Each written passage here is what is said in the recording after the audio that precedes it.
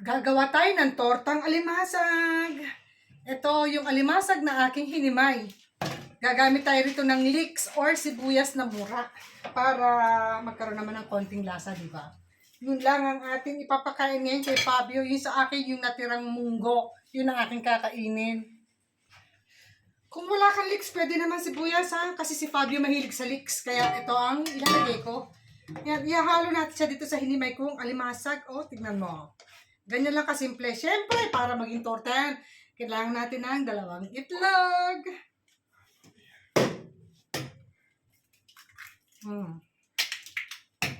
And then, siyempre, lagyan din natin ng konting paminta. Paminta, para magkaroon ng lasa.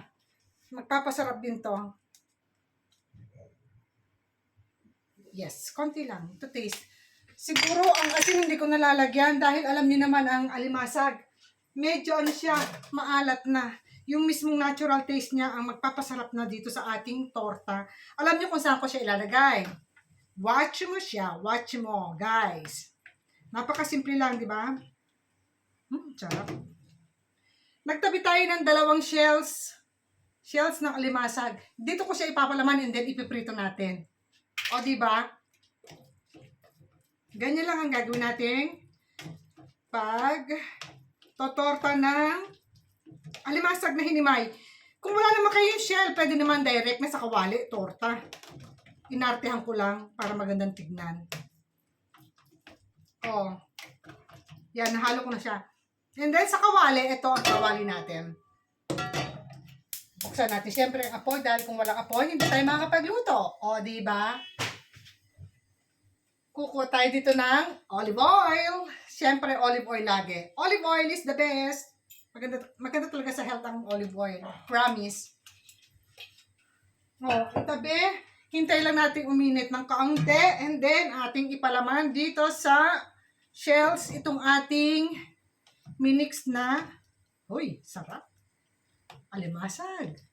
Ano pa nga ba itong iminix natin, di ba? Wow! Pag hindi naman ako dito nahalikan ng asawa ko, ewan na lang. 2 shells lang dahil kinulang ako sa shells. Marami itong nahimay ko.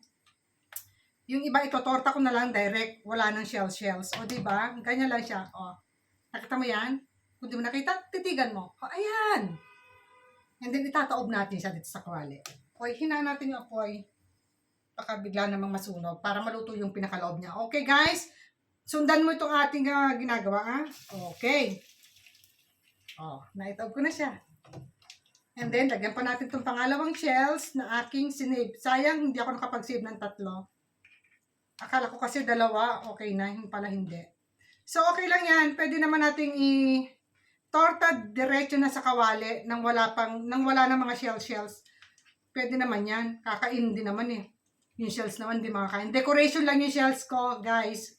So, don't you worry. Kung wala kang shells, diretso mo na sa kawali.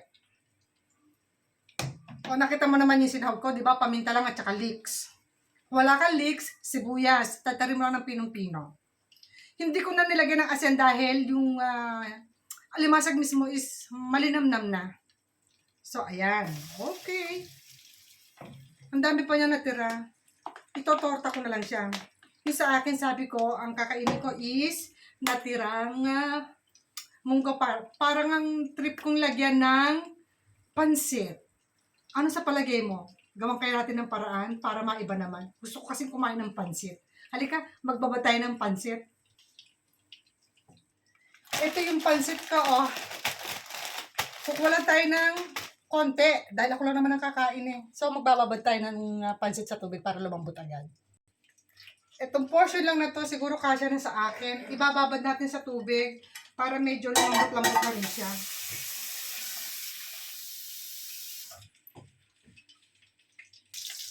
Ito na yung ating pinipritong tortang alimasag sa kanyang shells.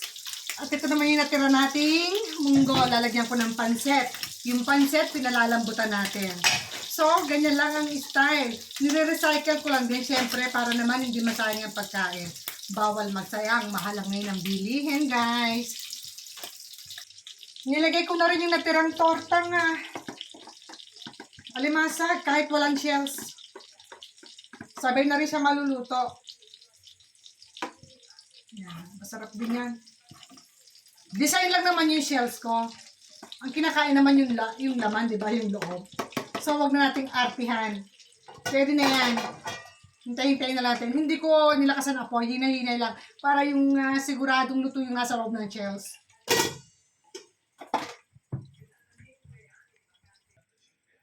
Yan. Ilalagay na natin yung pansit dito sa ating iniinit na munggo. Masarap yan, ha? Subukan mo. Masarap itong kinikrave ko yung pansit na may munggo. Masarap siya, promise.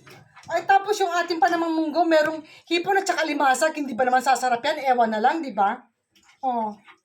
Pag naluto yan, yum, yum, yum, yum. Yummy, yummy, yummy. So, hintayin natin maluto. Ganyan ang style ng pagluluto ng inyong lolang makulit. Ha? Mabilisan din yan. Pero promise, masarap. Lalo pat kung sasabay mo ng indak dito, o di ba? Lalong sasarap.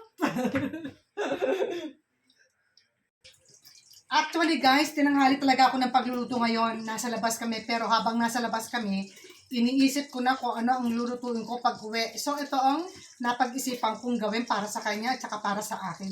Hindi kami parehas ng pagkain. Siyempre sinusunod ko yung gusto niya, sinusunod ko yung gusto ko. Kaya ganyan lang, o di ba? Ito na yung ating torta, oh. Sarap niyan. At ito na yung ating pansit. Pansit na munggo. Oh, saan ka pa? Guys, ito yung ating tortang alimasag. O, di ba? Oh, ito ang papakain ko kay Fabio. Siguradong matutuwa na naman to at mahahalikan ako. At ito naman ang ating pansit. This is it, pansit. Yung munggo ko, nilagyan ko ng pansit. Siyempre, masarap na siya dahil may kasama na rin siyang alimasag at saka hipon. Di ba? Oh, nagustuhan mo? Halika, kain na tayo. Ito ang portion ni Fabio. At ito naman ang aking portion. O, di ba guys? Enjoy eating na lang tayo. Halika, kain tayo. Sama ka na. Halika.